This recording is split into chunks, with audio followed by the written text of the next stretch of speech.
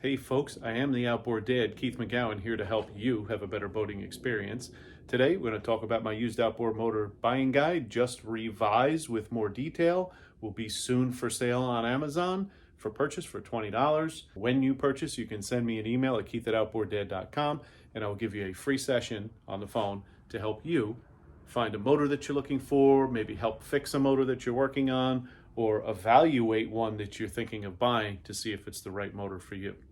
Today we're continuing on with our outboard rebuild. We have some wiring we're going to check. We have a couple parts we're going to pick up from my buddy Clark soon. But in the meantime, we have some rubber hoses and tubing that we want to connect here and make sure it's set up so that it can get put back together and assembled. So this is a simple flush hose that goes on here. Somebody has a quick connect on here so that it can do that. It has a little valve on it, and it's nice to know that it is working, so it's not going to dump water right out of the engine. It's going to use it to cool. So this one's pretty straightforward. It's going to fit right on here, and we're going to go ahead and tighten up the clamp.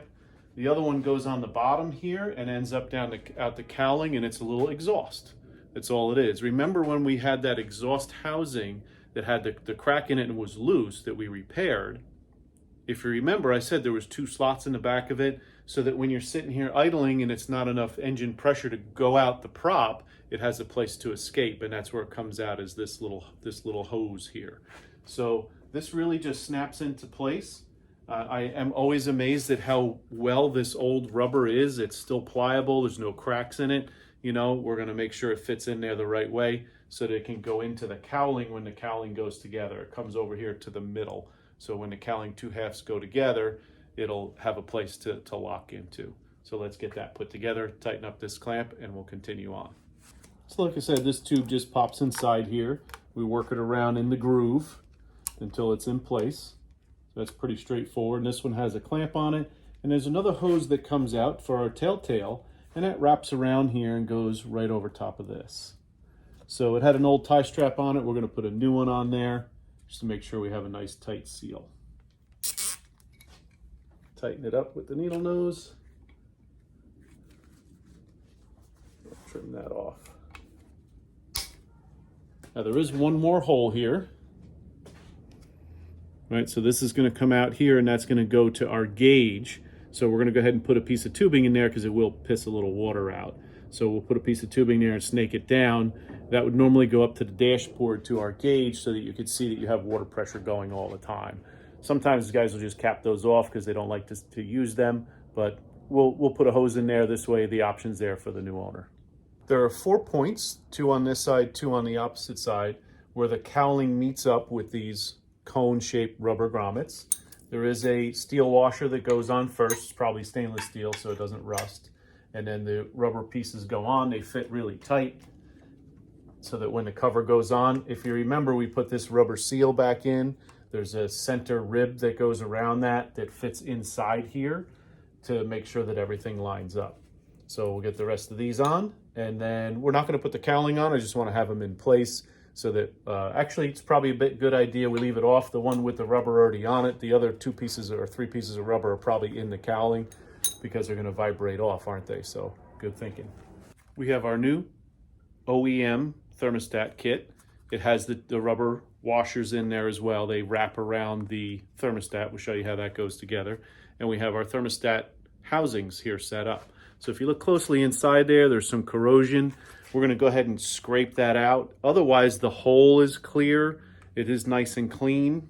The whole system here. Here's the other one. Still has the gasket inside of it. We're going to scrape out. But as far as the tubing goes, it's nice and clean. So we're going to go ahead and put this together, and then we will mount it onto the motor. So our OEM thermostat here, and then we have our ring. We want to put it in this orientation. So we're going to go ahead and slide it over. And then we'll stretch it out over one side and kind of hold it on one side first while we wrap it around, because there is a groove that it goes down into on the gasket. So we just keep working it around until we get it in place like that. And we have our cleaned out housing that this fits directly inside of, like that. And we just go ahead and mount it up.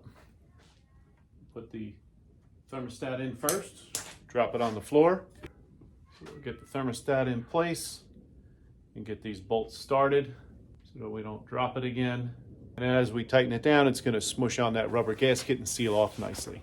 So it's a good thing I watched the old video because I had a couple of screw ups here putting this together. You always want to double check yourself when you're working on these things. I just hooked this tube up right to here, and that's a no-no. I see now when I snake my tube that comes off my thermostats through here, that's supposed to get connected to here. So we'll go ahead and cut that tie strap off. And then we have another one that comes off of our poppet valve that goes up to the top of the engine. So we have to make sure we snake this, route it through there, and we'll get these tie straps hooked up for that. And then our water routing of hoses should be done.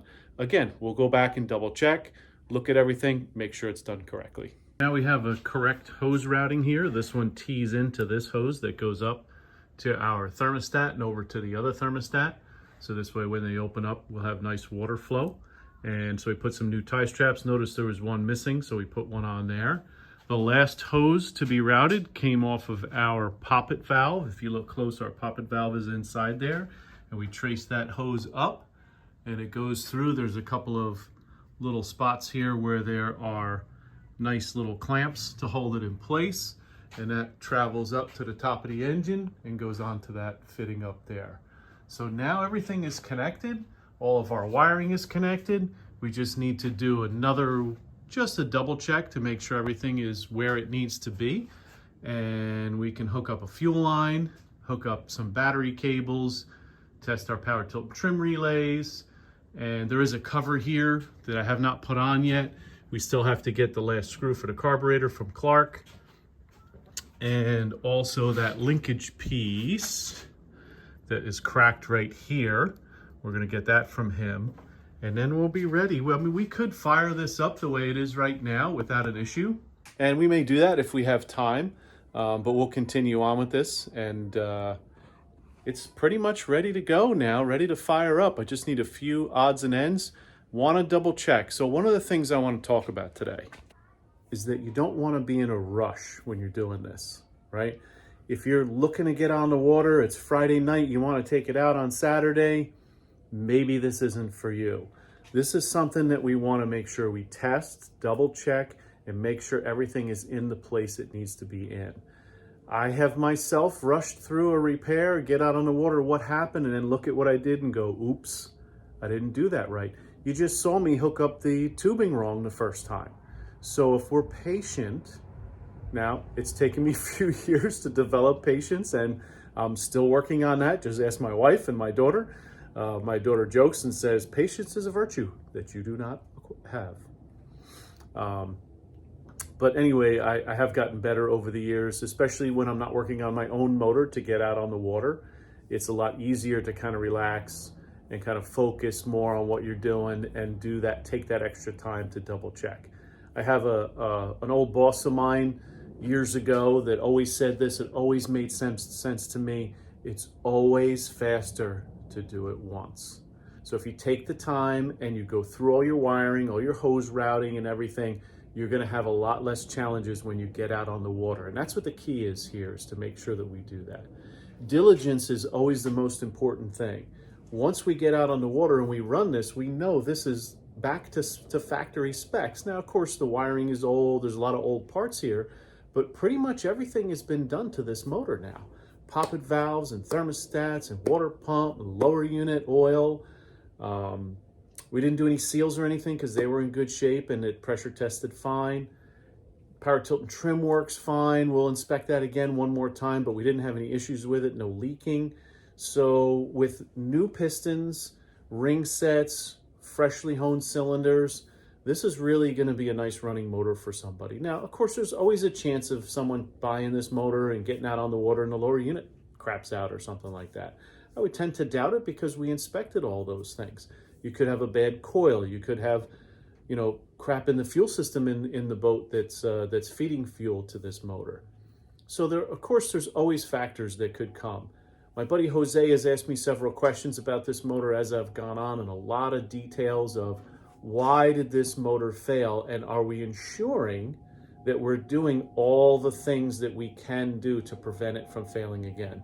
A wrist pin failure, I don't want to say it's a common problem, but I've seen it on Yamaha, I've seen it on Evinrude's and Johnson's, I've seen it on Suzuki motors, some of the two strokes. Now, I haven't worked on too many Suzukis, more 4-strokes than 2-strokes in my career, but a wrist pin failure happens from time to time. You don't always get all the answers, but if you're diligent with all the things you're supposed to do, your chances get better and better each time. So we didn't put the old connecting rod in because we knew it had worn connecting rod with that wrist pin bearing failure. So we put a new connecting rod in. We're also going to make sure we run nothing but mercury oil through this motor, and we're going to make sure we tell the new owner that when they purchase this motor, when they're out on the water. If it's their choice, if they want to eliminate the oil pump, we know the oil pump is functioning, so that's not a reason for it. All of our water passageways have been cleared out and nothing was clogged. We have poppet valve that was recently replaced, was in good condition, so there was no reason to replace it. We have new thermostats. So all the water jackets are nice and clean in this engine, as you saw in the videos. So we've pretty much covered all the bases that I know to cover. Maybe you know something that I don't, and you can share it with us so that people can have a better boating experience. So I am the Outboard Dad, Keith McGowan, here to help you get out on the water and enjoy yourself with friends and family. So please like, subscribe, send me any comments that you have, and hopefully in the next video, we'll be firing this motor up. Have a great day.